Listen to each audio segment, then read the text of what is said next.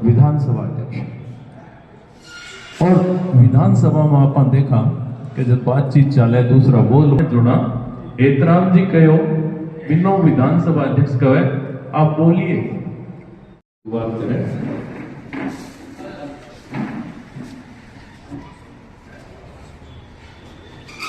कामड़े हेतराम परिवार अमर रहे, अमर रहे, अमर रहे। कामड़े हेतराम परिवार अमर रहे, अमर रहे, अमर रहे।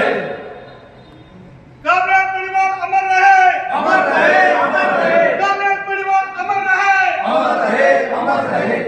जो हम उनके बारे में आज जानेंगे, कैसे एक आदमी शून्य से विराट की तरफ। कामरेड हेतराम बेनीवाल अमर रहे, अमर रहे, अमर रहे।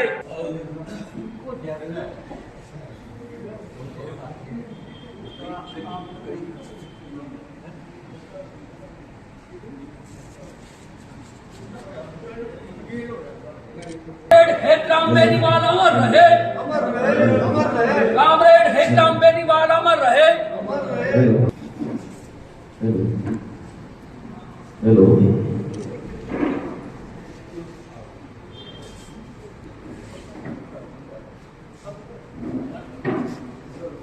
Hello hello hello hello hello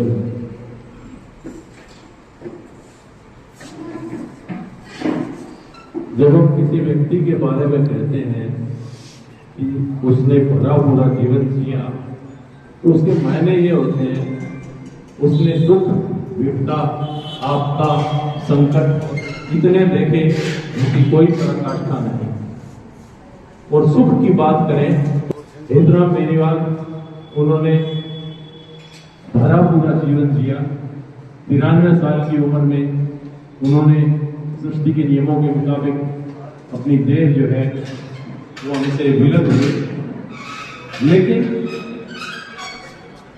इतिहास ये बताता है कि जब हेतराम जी का जन्म हुआ 1932 में, उस वक्त देश की परिस्थितियां क्या रही होगी। और सबसे जो शख्सियत उभरती है जब शार्दुल सिंह जी का गंगानगर के अंदर सम्मान होना था, उसमें राजशाही परंपरा नहीं करती थी, देश आजाद हो गया। लेकिन इतिहास में जो अखबारों में दर्ज है कि एक बालक जो 8वीं क्लास में पढ़ता था कैसे एक ऐसे रूप को प्राप्त कर गया जिसके लिए मैं समझता हूं हर जनप्रतिनिधि वो जुड़ता है कि लोग मुझे कैसे याद करें।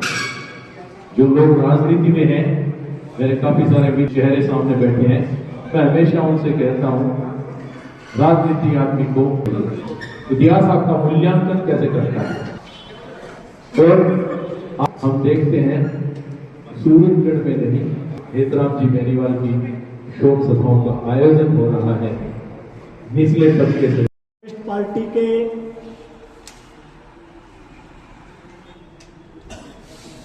संभाग के नेता, प्रदेश के नेता कामड़े हेतराम जी बेनीवाल का जो देहांत 23 फरवरी को हमारे बीच में से कामड़ साहब हमेशा के लिए रुखसत हो गए। हमारी पार्टी के लिए यह बहुत बड़ा विकट और संकट का समय है। उनकी उम्र कहने को 95 वर्ष थी, लेकिन हमारे संघर्षों की पार्टी के वो इतने बड़े शख्सियत और नेता थे कि जिसे हमें जब कभी भी हम सड़कों की लड़ाई लड़ते थे, जब हम जनहित के मुद्दों पे अपनी बात रखते थे, तो हमें ऐसा महसूस होता था कि शासन और प्रशासन से जब टकराने का सवाल आता था तो हमें ऐसे महसूस होता था कि कामड़ हेतराम जी जब तक बैठे हैं हमारा कोई कुछ नहीं बिगाड़ सकता। आज हम बड़े निराश मन के साथ कम्युनिस्ट होने के बाद भी ये कह रहे हैं कि ये हमारे लिए बहुत बड़ा एक निराशाजनक समय है, लेकिन कामड़े हेतराम बेनीवाल का जो संघर्ष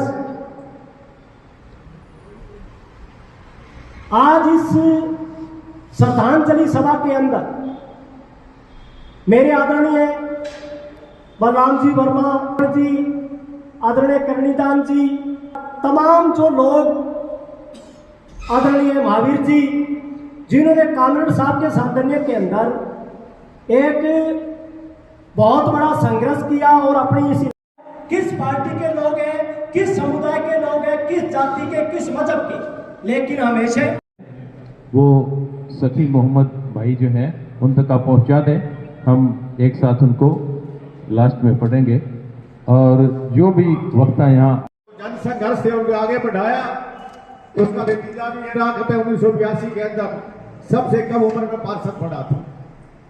बड़े आंदोलन होते थे और जब भी आंदोलन होते थे, एक बार मैं उनके पास गया तो उन्होंने कहा सूटगढ़ फार्म में आप यूनियन बढ़ाइए। मैं 10-15 लोगों को लेकर चला गया। मैंने कहा साहब ये आगे फार्म वाले और ये क्या काम करते हैं? मैं कहा ये बाबू है, परमानेंट नहीं है। बोले बाबू आंदोलन नहीं लड़ते, मजदूर आंदोलन।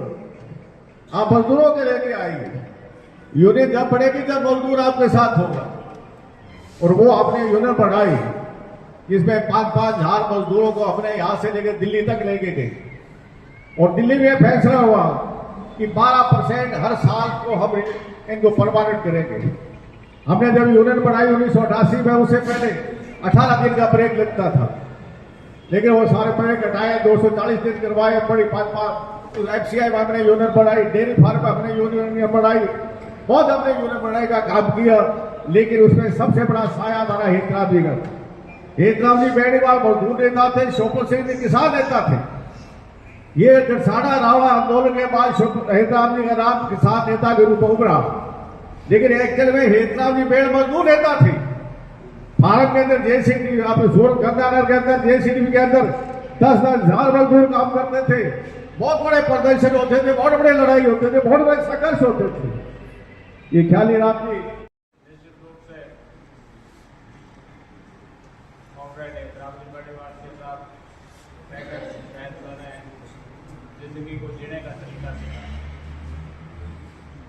मैंने ये महसूस किया था कि कॉमरेड साहब के साथ रहने से जिस तरह से गरसाना आंदोलन की आंदोलन की शुरुआत उससे लेकर लगातार जब भी कोई संघर्ष हो कॉमरेड साहब के साथ थे। कॉमरेड साहब का हमेशा आशीर्वाद और प्रेम मेरे को रहा। और मैं जब 13 से 18 तक विधायक बना तो ये सब एक कॉमरेड साहब को सीखी कुछ ऐसी बातें थी जो मेरे कुछ चुनाव के साथ साथ अपने कार्यकाल के दौरान भी काम आई। अपने अलग विषय उठाते हुए जनहित के अंदर जो काम किए थे वो सारे विषय आप लोगों के सामने थे। तो निश्चित रूप से कॉमरेड साहब का हमारे जो काम भी है आशीर्वाद हम सब पर यूनिट बना रहे हैं। वास्तव में बलराम जी ने जो कुछ बताया, आपने भाषण बताया, वास्तव में लड़ाई लड़ने का जो तरीका तजुर्बा जो था, और बलराम जी ने कहा था कि वास्तव में हम यहाँ 4 आदमी बैठे हैं। एक तो बलराम जी, एक महावीर तिवारी है, एक मैं हूँ, एक दान जी है। जितने जेल में थे, हम बीकानेर जेल में थे, 23 नंबर के अंदर थे। जो राजनीतिक तजुर्बा उन्होंने सिखाया है, आज उस बात को 51 साल हो। हम ज़्यादा उम्र भी नहीं थी, कोई लंबी चौड़ी उम्र भी नहीं थी, 20-21 साल के थे। जेल गए, 6 महीने रह गए उस दरी के अंदर। वहाँ जनसंघ के लोग भी थे और भी कम से कम 550 पोलिटिकल प्रिजनर थे वहाँ। एक अच्छा मेल मिलाप था सारों का। जो इन्होंने जो हमें रास्ता बताया था उसी रास्ते पर चलते आ रहे हैं। सबसे बड़ी बात क्या है कि शोभन सिंह जी है, हेतराम जी है। मैंने मेरी लाइफ के अंदर यूँ तो हमारे गंगानगर जिले के किशन जी शामी भी थे, दुर्गा जी हमारी बहन बेटी है, इनके जेठ थे। एक हमारे वकील साहब भी थे, गंगानगर जिले के थे। तो कहने का मेरा यही है, ज़्यादा न करते हुए मैं यही कहूँगा, वास्तव में जो उन्होंने सिखाया है मैं आज तक मैं उसी बात को लेकर चल रहा हूँ, उसी रास्ते पर चल रहा हूँ। और हेतराम का दूसरा नाम आंदोलन और किसान और मजदूर को उनका न्याय दिलाने का एक नाम एहतराम कॉमरेड है। धन्यवाद। राम जी ने अपनी जिंदगी में अपनाए थे, वो सिद्धांत का भी मैं ही अनुयायी हूँ। उनके साथ बहुत संघर्ष हुए, बहुत संघर्ष लड़े, उनके साथ मिलके सारी बातें हम लोग कहें तो मेरे ख्याल में बात खत्म ही नहीं हो। पर उनके संघर्ष की जो मुख्य बात थी, वो कहते थे कि असली नेता वही है जो अपनी फौज को भी बचा ले और जंग भी जीत जाए। तो इसका एक मैं वाक्य आपके सामने देता हूँ। जब हम लोग यहाँ पर कॉमरेड सकी मोहम्मद को पुलिस जाति के लिए न्याय दिलाने का संघर्ष कर रहे थे, तो यहाँ से हम लोग गंगानगर एसपी कार्यालय में प्रदर्शन के लिए गए। बहुत बड़ी संख्या में हमारे साथ लोग थे। उधर एसपी का कार्यालय के आगे बहुत भारी पुलिस का जाब्ता था। हम लोग जैसे ही पुलिस के आमने सामने हुए, हेतराम जी एकदम हमारे आगे बीच में आगे हमें भी नहीं जाने दिया, पुलिस के बीच में नहीं। अगर उस वक्त वो बीच में नहीं आते तो मैं समझता हूँ उस दिन बहुत बड़ा टकराव होता, बहुत बड़ी हानि होती। उसके बाद से मैंने उनको मन ही मन सलाम किया और मैंने सोचा इनकी जो सोच है वो कितनी बढ़िया सोच है। अगर वहाँ लाठीचार्ज हो जाता तो मैं सोचता हूँ बहुत बड़ा नुकसान होगा। तो ऐसे बहुत से किस्से हैं, चाहे फार्म का आंदोलन हो, चाहे हरियाणा आंदोलन हो। राजेंद्र भाई साहब के साथ हमने लड़ा था, ये हमारे यहाँ के संयोजक थे। तो उनकी बात करें तो बातें खत्म ही नहीं होगी। श्रद्धांजलि सभा में पधारे हुए सारे साथियों को कॉमरेड हेतराम जी की तरफ से संघर्ष की शून्यता पैदा हो गई है। आप संघर्ष करो, अभी 1 महीने और ईमानदारी से चले। साथियों, ये बनने को तो कुछ भी बन सकते थे। 80 किसानों और युवाओं की आवाज को बुलंद करने का काम किया और इसी के साथ मैं तो हमेशा यही चाहूंगा कि उनका आशीर्वाद हमारे साथ बना रहे और उनके द्वारा जो दिए गए हमारे प्रेरणा स्रोत कॉमरेड साहब की दी हुई सीख हम जनता के बीच में लेकर उसी की सीख पर चले और उनको आगे बढ़ाने का काम करेंगे। कॉमरेड साहब हमेशा हमारे दिलों के अंदर जिंदा रहेंगे। इनकलाब जिंदाबाद। जीवन में अखिल भारतीय विद्यार्थी परिषद और बीजेपी से मैं बिलोंग करता हूँ। सिर्फ और सिर्फ मैं इस महान शख्सियत की ये हर वर्ग के लिए निस्वार्थ भाव से लड़े, इसलिए मैं तहे दिल से हार्दिक श्रद्धांजलि इनको अर्पित करता हूँ। और ऐसी शख्सियत ये मतलब पूरे अपने बीकानेर संभाग के लिए एक अपूर्णीय क्षति है। का बहुत बहुत आभार और इस महान शख्सियत को एक बार पुनः जिनकी गहराइयों से नमन। नगर पालिका के पूर्व चेयरमैन परशुराम जी भाटिया भी हमारे बीच में पधारे हैं, उनसे भी निवेदन।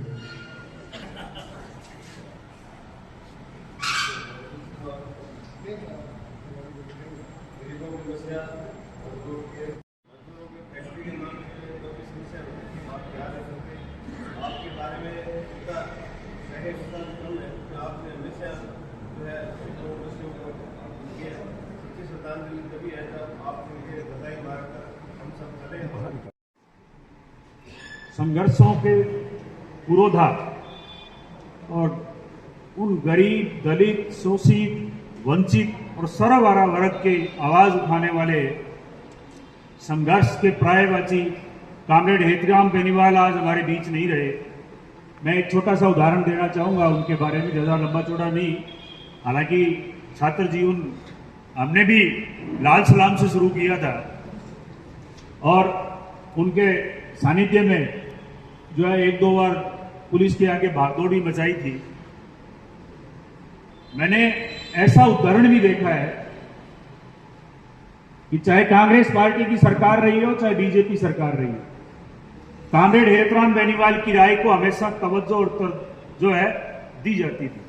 और मैंने मेरी आंखों से अशोक गहलोत साहब को मुख्यमंत्री रहते हुए सूरतगढ़ के हवाई अड्डे पर मैंने उनको जब उतरे और उतरते ही हम सब कांग्रेस के जो लोग थे बुक्के लिए हुए खड़े, लेकिन उतरते ही जब हेतराम बेनीवाल साहब को उन्होंने देखा और मुझे ये पूरा विश्वास था कि वो उनके आमंत्रण पे ही हवाई अड्डे आए थे, उनके साथ उन्होंने पौन घंटे में कमरे में बैठकर अलग से विचार विमर्श किया। इससे इस बात का आभास होता है कि कॉमरेड हेतराम बेनीवाल की राजनीति में और इस क्षेत्र के जुल्म ज्यादती या जो भी, चाहे किसानों का आंदोलन हो, चाहे वो मजदूरों का आंदोलन हो, उसमें उनकी राय जो अहम मानी जाती थी और कोई भी राज्य सरकार रही हो उनके राय को जो वो महत्व देती थी। इन्हीं शब्दों के मैं उस समय कांग्रेस के अंदर था और जब एक जन आंदोलन मजदूरों को लेकर पहली बार कॉमरेड साहब का नाम में जब रावड़ा गरसाना का आंदोलन था, तब से हमारे दिमाग में, दिलों में बेनीवाल साहब का नाम था। लेकिन वर्ष 2015 के अंदर जब थर्मल के अंदर मजदूरों का बहुत बड़ा आंदोलन हुआ, तो उस समय पहली बार दूरभाष पे, मोबाइल पे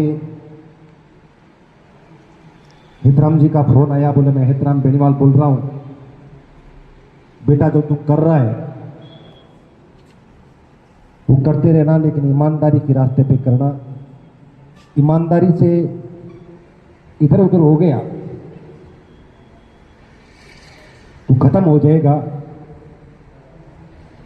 1% थे जिन्होंने हेतराम जी ने चलना सिखाया संघर्ष की गाथा में, और उसी समय पूर्व विधायक राजेंद्र सिंह जी बहादुर साहब बैठे हैं। ये पुलिस से बहुत सारे साथियों को अलग अलग थानों से हमें सदर के अंदर लेके आई, तो विधायक रहते हुए बड़े साहब भाई राजेंद्र सिंह जी बहादुर बता रहे कि बाबा का भी आदेश है, तो मेरे इलाके के आप लड़ने वाले नौजवान साथी हो, आपको सरकार या पुलिस आपके साथ जाति नहीं करेगी। बहुत सारे किस्से हैं कि एटा सिंगरासर में जो उन लोगों ने सिखाया, वो आदमी कोई शिक्षक या पैसे देने से भी वो चीज हम लोगों ने सीख सकते। एक बार की बात याद है मुझे, हम 6-7 आदमी बैठे थे, भाई शोपत भी उन 5-7 में था, ओम जी भी मेरे साथ में थे।